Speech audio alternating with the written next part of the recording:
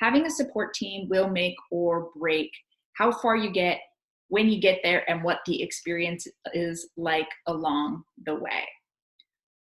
There is not a lot of use in having the same types of people on your support team. I encourage you to develop intentionally a diverse team around you so that your support isn't limited. A support team is really strong when it includes at least one person on it who is going to push back. You want a devil's advocate on your support team that's not just going to take everything and receive it. You want someone who's going to question you, who is going to call you out and say, that's not a great idea. That is not in alignment with who you say you want to be. Someone who knows you well and is not afraid to call you out on your shit. Key person for a support team. You also want a person who is going to accept, love, receive, nurture you no matter what, where they're not going to push back. They are just going to take you in and be like, you're everything, you're perfect, I love you, you're amazing. That doesn't mean that you're on a pedestal. They just receive you as you are and they accept you as you are, and they love you that way. And they're going to be there when you just need to be held, actually held or metaphorically held, just kind of cradled. That person's really important. You want someone who's further along on the path that you're taking so that they can help guide you as you go through that path. You also want someone who is not as far along as you are, so you can help bring them along on the path. The best way to learn is to teach. So being a mentor to someone, or if you're in a 12-step program, maybe that's sponsoring someone, or just, helping out someone who wants to be where you're at and is a little further back. Bring that person along as well.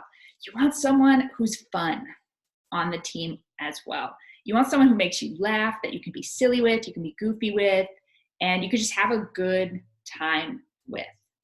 You also want someone who is going to really push your comfort zone. They're going to have you, feeling like really anxious sometimes. That often looks like someone who thinks really differently than you do. Someone who has different ideas, different views, comes from a different background, and it's just going to challenge your perception. That's a really important person to have on your team as well. You also want to have someone that is objective and has no attachment to the outcome. That often looks like an outside person, like a coach or a therapist, or someone who is not personally connected to you, where there's not fear of like, if I say this, we might lose the friendship. You want someone who's able to just stay objective, and bringing a professional on is the easiest and best way to do that. No matter who is on your team, you want to make sure that they know you. No one can help you if they don't actually know you, and that they have your highest good in mind. That is a stellar support team. I don't know who you are, but let me tell you, you can't do it alone. Why do I know that without knowing you? Because literally none of us can do it alone.